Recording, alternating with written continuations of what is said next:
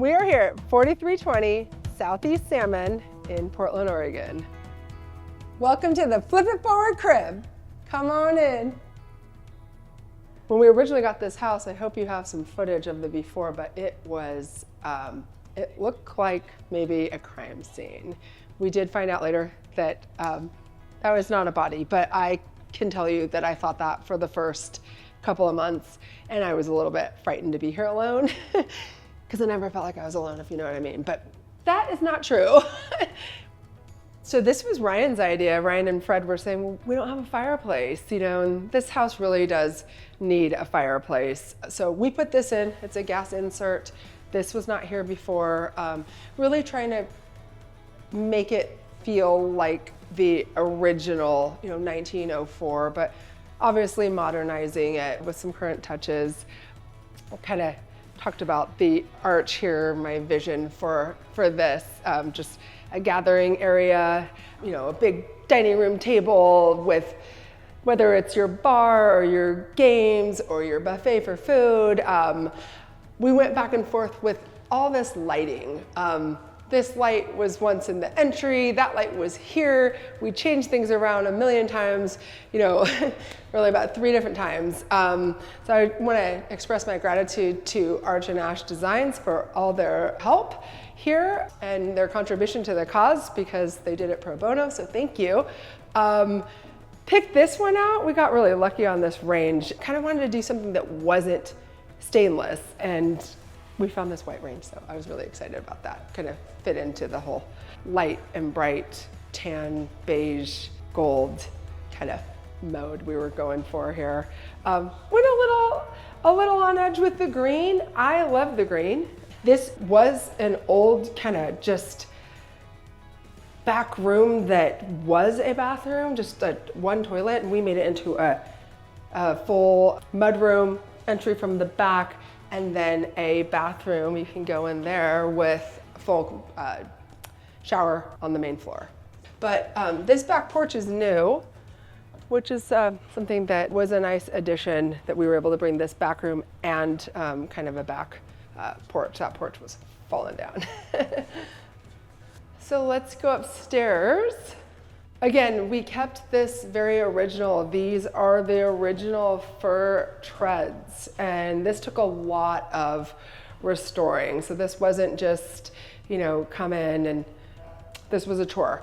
Kind of went back and forth on were we going to paint this or keep it paint grade. I think we made the right choice. That stain was, the wood didn't really match. It didn't go with anything. It was super, super dark, and so we went ahead and just painted it there. So now we're on the second floor. What we have up here is 3 bedrooms and 1 point, you can call it 2.5 baths. The challenge here was wanting to keep all 3 bedrooms on one floor, but while trying to fit in an ensuite or a primary bed and bath without losing the bedrooms. So we've got 2 of the bedrooms here. One thing that I really like about this house, you know, being a 1904 turn of the century, many homes back then had tiny, tiny closets. These closets are pretty spacious, given the era that they were built. This one's even bigger. I mean, this is a giant closet for something of this era. I've seen, you know, closets big enough for, you know, 2 shoe boxes. So that's one thing that's really nice about this house. But here is the 3rd bedroom, more of a primary bedroom. Again, bigger closets. I love these windows, these diamond-shaped windows. That we have one on this side of the house as well as in this bathroom. So we created this pocket door to give you kind of the feeling of having more of an ensuite, when in reality it is a Jack and Jill separated by a pocket door with the tub and shower in here.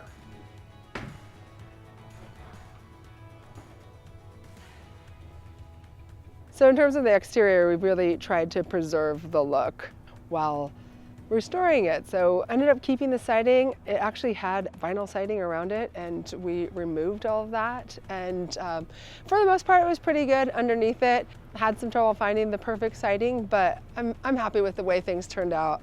You know, we kept these posts.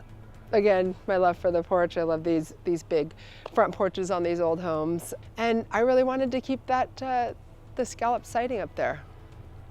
But we kept it simple, kept it one tone, and just added some pop with the gutters and went black with that. This was a major undertaking. This was covered in just blackberry bushes from here to the way back. But I love this yard because it's so deep. It's pretty wide. I mean, someone could, add something here if they wanted to. Lots of space in the yard. We fixed the back porch and made it a little more, structurally sound, and modernized it a bit.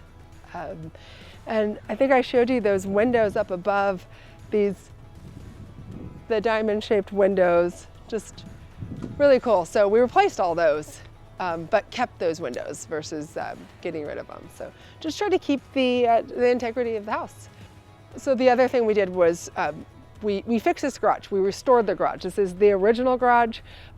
It was just leaning this way. The gutter system was attached. One of the things the neighbor over here asked was, hey, when you do the roof and the gutters, can you please fix this? He said it was just really sharp in between, and I know he's really happy that we were able to fix that and separate the two completely. This was leaning this way, and the crew got a winch and pulled the garage upright. I really wish we had that on film, just kind of pulling it back over.